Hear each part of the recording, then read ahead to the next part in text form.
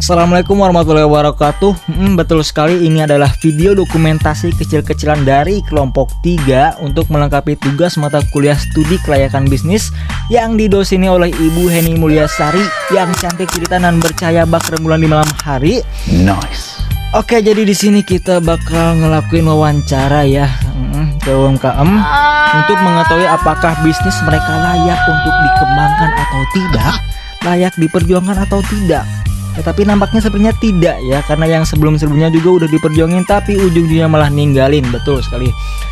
Jalan-jalan gak tau kemana, jangan lupa membeli topi. Kami dari kelompok 3 izin memperkenalkan diri. Di sini line up-nya sudah terlihat ya, ada Mamang Ojan, Neneng Riva dan Neneng Sania. Satu lagi harusnya Mas Pipin ya di sini. Dan terakhir di sana ada si Teteh Buket. Gak masuk line up ya itu mah. Oke. Tanpa banyak berlama-lama dan terlalu banyak cacicu yang tidak menghasilkan laba, kita persembahkan saja. Ini dia Buket Jurnalis.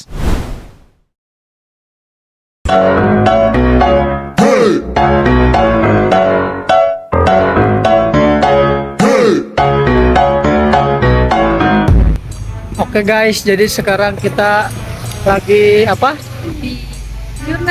Jurnalis, betul sekali. Aduh, serap. Gak apa-apa, tapi yang penting kita udah beres tugas.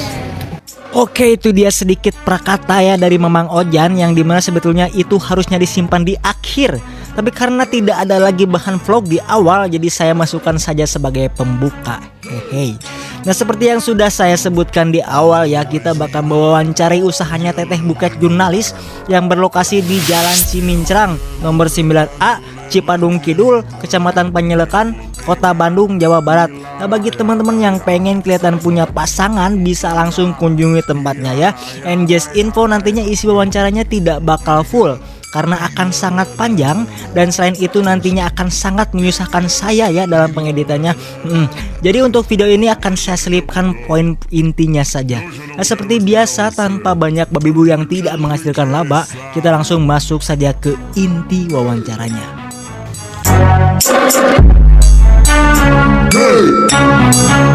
Di sini sudah terlihat jelas ya, ada Neneng Sania yang sedang berbicara dengan si Teteh Buket.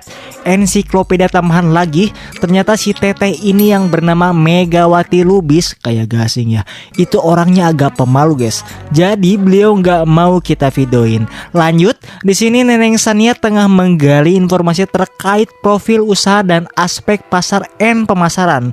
Setelah terus digali dan digali, ditemukanlah secerca informasi, yaitu pertama, Buket Jurnalis berdiri sejak tahun 2021, berarti sudah 5 tahun ya. Uniknya, usaha ini bukan dimulai dari rencana bisnis yang matang atau roadmap 5 tahun ke depan, tapi dari sebuah kata yang sangat sederhana. Betul sekali, apa? Iseng. Awalnya hanya untuk mengisi waktu luang, namun karena permintaan terus berdatangan, akhirnya usaha ini berjalan sampai sekarang. Dahsyat sekali ya isengnya. Milih sih karena saya iseng ya, ngisi waktu luang saja sih. Selanjutnya kita masuk ke target pasar dan pemasaran. Kalau ditanya target awal, fokus dari si Teteh Buket adalah kalangan perkantoran. Tapi realita lapangan tentunya tidak semudah itu.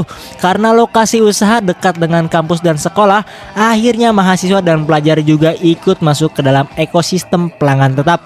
Jadi bisa dibilang target pasar di sini itu fleksibel ya guys ya. Tergantung siapa yang lagi butuh Buket di waktu yang tidak tepat. Kalau saya targetnya orang kantor sih sebenarnya, yang pertama. Yang kedua itu di bawahnya mahasiswa. Yang ketiga masih anak sekolah. Penjualan di usaha ini juga punya pola yang unik ya GY. Tidak stabil tapi sangat bergantung pada momen tertentu dan kalender tentunya. Mulai dari sidang, wisuda, Valentine, hari guru, hari ibu, ulang tahun sampai anniversary. Intinya semakin banyak orang punya acara penting, semakin lancar juga saku si Teteh Buket ini. Kalau lebih ramainya pas sidang sama hari-hari kayak misalnya Valentine. Tiap bulan itu dia ada event-event tersendiri. Lanjut ke strategi pemasaran. Nah, di tengah era per-MBG-an ini banyak usaha berlomba-lomba pakai influencer, ads, dan strategi marketing yang kompleks. Tapi again and again Buket Jurnalis memilih jalur yang lebih sederhana, yaitu percaya pada alam beserta isinya dan rekomendasi pelanggan. Promosi dilakukan lewat Instagram, WhatsApp, dan yang paling utama adalah dari mulut ke hidung. Karena saya pengennya ya itu dari mulut ke mulut aja gitu. Oke, di sini ada pergantian pemain ya guys ya. Sekarang Mamang Ojan tengah menggali informasi terkait aspek operasional dan teknis, juga aspek organisasi dan SDM.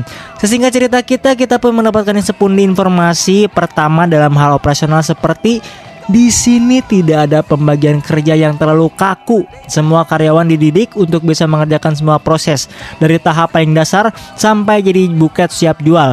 Jadi kalau ada yang belum bisa, disuruh dulu belajar dari nol. Kalau saya tipenya setiap karyawan itu harus menguasai semuanya. Luar biasa. Tapi tentu saja tidak semua berjalan seindah buket bunga ya guys ya. Kendala utama yang sering muncul adalah bahan baku, terutama yang lagi tren, sering sulit didapat.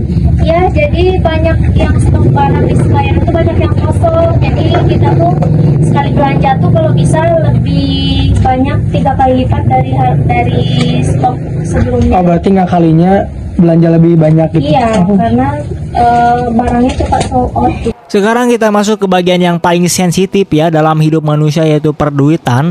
Nah, modal awal usaha ini berasal dari keluarga tanpa pinjaman bank. Prinsipnya di sini cukup jelas ya. Kalau bisa jalan tanpa utang, kenapa harus tambah beban pikiran? Itu kata si tetehnya ya. Saat ini omset berkisar 30-50 juta per bulan. Amazing. Tapi seperti usaha pada umumnya ya, omset besar bukan berarti uangnya bisa langsung dipakai sana sini, karena ada bahan, gaji karyawan, dan biaya operasional lain yang terus ngingintit dari belakang. Kebetulan saya sama suami punya prinsip pribadi, kalau punya usaha jangan sampai minjem. Lanjut, di sini kita lihat kembali ya, ada pemain cadangan yang masuk ke pertandingan.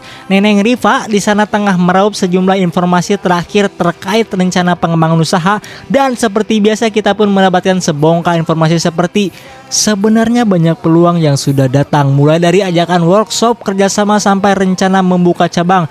Tapi semuanya masih belum bisa dijalankan karena ada pertimbangan pribadi yang cukup kuat. Yap, Citeteh Buket tidak diizinkan untuk menginvasi kekuasaan buketnya lebih jauh karena tidak diizinkan oleh sang suami. Ya mungkin mereka sudah mampan, entahlah, hanya tukang galon pertigaan yang tahu. Jadi untuk sekarang perkembangan usaha ini seperti jalan perlahan tapi selamat sampai tujuan. Teteh ada rencana nggak buat cabang baru kalau misalkan diizinin?